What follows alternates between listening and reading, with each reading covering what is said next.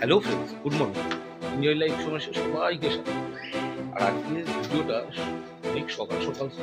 এই হসপিটালে কিভাবে আসবেন, কোন দিক দিয়ে আসবেন, সবটাই আপনাদের সঙ্গে শেয়ার করব।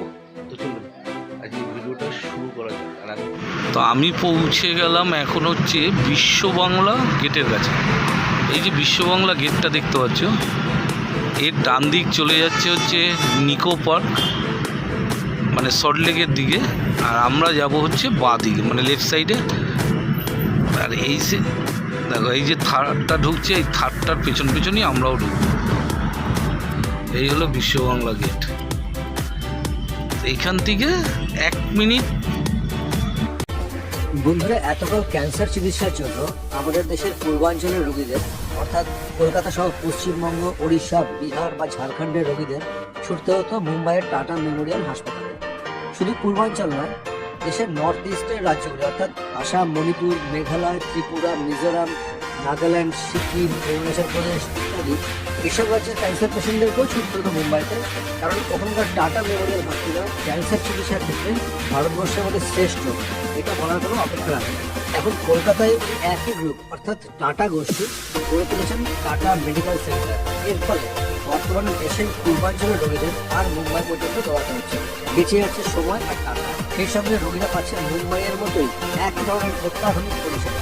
2011 সালের মে মাসে কলকাতার নিউ টাউনে এই হাসপাতালটি চালু হয়।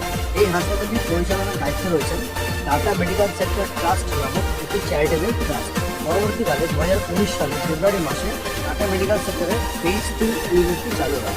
431টা শয্যা বিশিষ্ট এই হাসপাতালে রয়েছেন অভিজ্ঞ চিকিৎসকবৃন্দ, সুদক্ষ কর্মীরা, আর এখানে রয়েছে ক্যান্সার চিকিৎসার অত্যাধুনিক ব্যবস্থা। Action area 1, Kolkata 700160। এবার বলছি এই হাসপাতালে কি করে আপনারা অ্যাপয়েন্টমেন্ট নেবেন। হাসপাতাল কর্তৃপক্ষ জানাচ্ছে যে প্রথম ভিজিটের আগে অর্থাৎ প্রথমবার এখানে আসার আগে রোগীরা কিন্তু টেলিফোন করে অ্যাপয়েন্টমেন্ট নিতে পারেন। টেলিফোন নাম্বার হচ্ছে 033 অর্থাৎ কলকাতার এসটিডি কোড, তারপর 66057222। এছাড়াও ইমেলের মাধ্যমেও অ্যাপয়েন্টমেন্ট নেওয়া যায়। আর একটি বিশেষ সুবিধা এই হাসপাতালে আছে, অ্যাপয়েন্টমেন্ট ছাড়াও প্রথমবার এলে এখানে ডাক্তার দেখানো যায়, কিন্তু সেক্ষেত্রে শর্ত একটাই, আউটডোর স্লট ফাঁকা থাকলে তবেই কিন্তু ডাক্তার দেখাতে পারবে। হাসপাতাল কর্তৃপক্ষ অবশ্যই সাজেস্ট করছেন যে অ্যাপয়েন্টমেন্ট নিয়ে এলেই সবচেয়ে ভালো। কোনো রোগীকে এখানে দেখাতে হলে কী কী লাগবে সেটা আবার বলে রাখে। কোনো ডাক্তারের রেফারেল লেটার অর্থাৎ সেই ডাক্তার রোগীকে এখানে রেফার করছেন সেই চিঠি লাগবে, অথবা ক্যান্সারের রিপোর্টগুলো নিয়ে এলেও চলবে।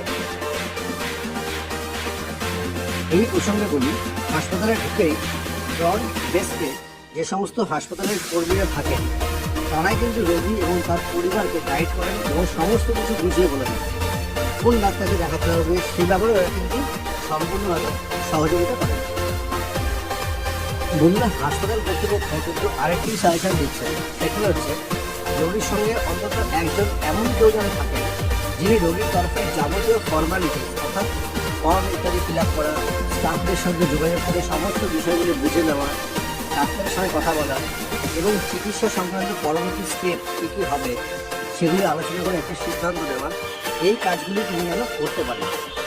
প্রথমে সমস্ত তথ্য হাসপাতালে জানানোর পর রোগীর নাম রেজিস্ট্রেশন করা হয় এবং তারপর এখান থেকে রোগীকে একটি রেজিস্ট্রেশন কার্ড দেওয়া হয়।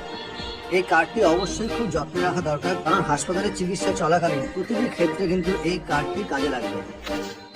বন্ধুরা, এখানে একটা গুরুত্বপূর্ণ বিষয় বলে রাখি, ভারতবর্ষের যে কোনো রাজ্য ছাড়াও আমাদের প্রতিবেশী দেশ বাংলাদেশ বা নেপাল বা ভুটান ইত্যাদি দেশের রোগীরাও এখানে এসে কিন্তু অবশ্যই ডাক্তার দেখাতে পারবেন এবং চিকিৎসা পরিষেবা পাবেন। আজকের ভিডিওটা আপনাদের কেমন লাগলো অবশ্যই কমেন্ট করবে, শেয়ার করবে, লাইক করবে। যারা আমার চ্যানেলে নতুন তারা অবশ্যই সাবস্ক্রাইব করে বেল আইকনটা টিপে দিও, যাতে এরকম ভিডিও আমি তোমাদের সঙ্গে নিয়ে আসতে পারি। আর সবথেকে বড় জিনিস সেটা হচ্ছে এরপরে কোথাকার ভিডিও আমি বানাবো, যত বেশি যেখানকার কমেন্ট করবে ঠিক সেখানকারই যাবো। তবে আশা করি এটা কলকাতার মধ্যেই হবে, রেখো কলকাতার বাইরে যাওয়ার মতো সমস্যা এই মুহূর্তে আমার কাছে নেই। তো চেষ্টা করবো যেটায় কমেন্ট বেশি করবে সেখানকার ভিডিও বানিয়ে তোমাদের হেল্প করার জন্য। তো চলো, বাই বাই।